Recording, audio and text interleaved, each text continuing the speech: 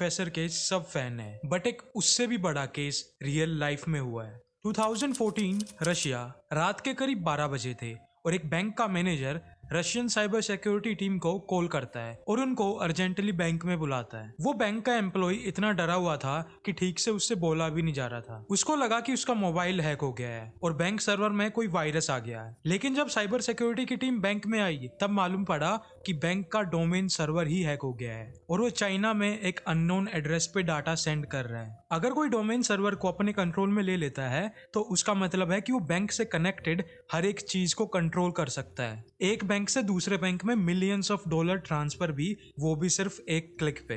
Russian cyber security को कुछ समझ नहीं आ रहा था कि आखिर यहाँ पर चल क्या रहा है। उन्होंने बैंक से कनेक्टेड हर एक पीसी को एनालाइज करना स्टार्ट किया। उसमें भी उन्हें कुछ नहीं मिलता है, पर एंड में एक कंप्यूटर में VNC नाम का एक सॉफ्टवेयर मिलता है जिसके बारे में बैंक को कुछ भी नहीं मालूम था। रशियन साइबर सिक्योरिटी के एक मेंबर ने बोला कि कोई बैंक को स्पाई कर रहा है। ये थ्योरी को वेरीफाई करने के लिए एक एम्प्टी वर्ड डॉक्यूमेंट पे उसने हेलो लिखा, पर करीब 10 मिनट के बाद कंप्यूटर खुद से लिखने लगा और एक टेक्स्ट आया, hello you won't catch us, और ये मैसेज था हैकर्स की तरफ से। इसके बाद बैंक और रशियन साइबर सिक्योरिटी की टीम सब हैकर को पकड़ने में लग गई, पर उसके पहले उन्हें ये फाइंड आउट करना था कि उन्होंने डोमेन सर्वर को हैक कैसे किया। वो जाने बिना हैकर्स को पकड़ना नामुमकिन था। और घंटों तक एनालाइज करने के बाद साइबर सिक्योरिटी टीम को मालूम पड़ा कि कुछ दिनों पहले बैंक को एक मेल आया था एक फेक एम्प्लॉय से, और उसमें एक वर्ड फाइल अटैच थी। और एम्प्लॉय ने जैसे ही उसको डाउनलोड किया उसके साथ एक वायरस भी आ गया, जिस वायरस ने स्लोली बैकग्राउंड में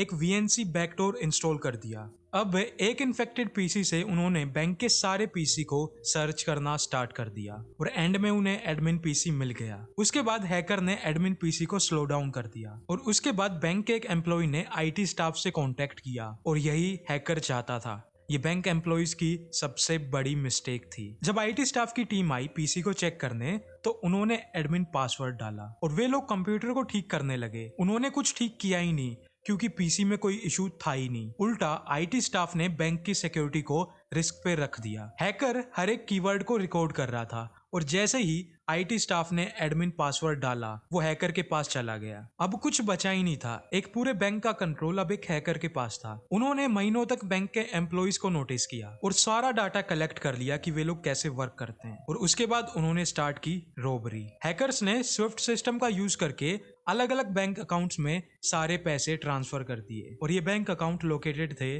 चाइना, USA और ताइवान जैसी कंट्रीज में। और उसके बाद उन अकाउंट से उनके टीम मेंबर्स ने सारे पैसे निकलवा लिए और वे लोग अंडरग्राउंड हो गए। जब पूरे बैंकिंग सिस्टम का कंट्रोल हैकर्स के पास था तो वे कुछ भी कर सकते थे। सेकंड स्टेप में उन्होंने अपने लोगों को ATMs में भेजा जो ATM सुनसान जगह होते थे। हैकर्स जब चाहे तब ATM से पैसे निकाल सकता था बिना किसी कार्ड का यूज किए। ATM मशीन अपने आप पैसे बाहर फेंकने लगती और उनका एक टीम मेंबर ATM जाता और वहां से सारे पैसे निकाल के ले आता। और इसके साथ ही उन्होंने एक तीसरा तरीका भी यूज किया जिसके अंदर वे लोग सारे पैसों को एक दूसरे बैंक अकाउंट में ट्रांसफर कर देते और वहां से अपना कट निकाल लेते। और यहीं पे हुई उनकी पहली मिस्टेक। एक रशियन पर्सन के बैंक अकाउंट में सिर्फ 50 रूबल थे रात के टाइम पे, लेकिन जब वो सुबह उठा तो उसके अकाउंट में 100 मिलियन रूबल थे। बैंक ने इस पे कोई एक्शन नहीं लिया और हैकर्स को लगा कि बैंक ने ये नोटिस नहीं किया। रशियन साइबर सिक्योरिटी को ये पॉइंट तक मालूम चल गया था कि ये सब कैसे हो रहा है, बट फिर भी वे लोग कुछ कर नहीं पा रहे थे। कुछ दिनों बाद ये केस डेड हो गया।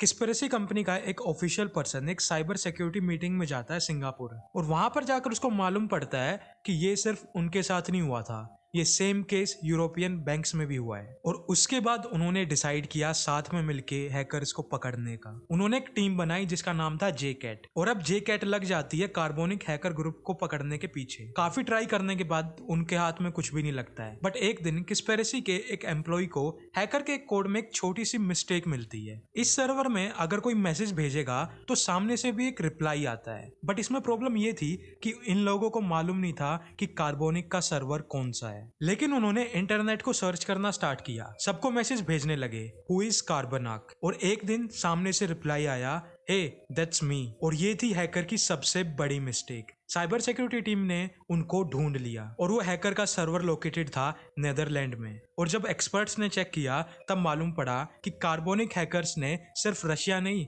उन्होंने यूरोप के बैंक्स को भी टारगेट किया है, साथ ही China, Taiwan, India, US, UK और वर्ल्ड के हर एक बैंक को।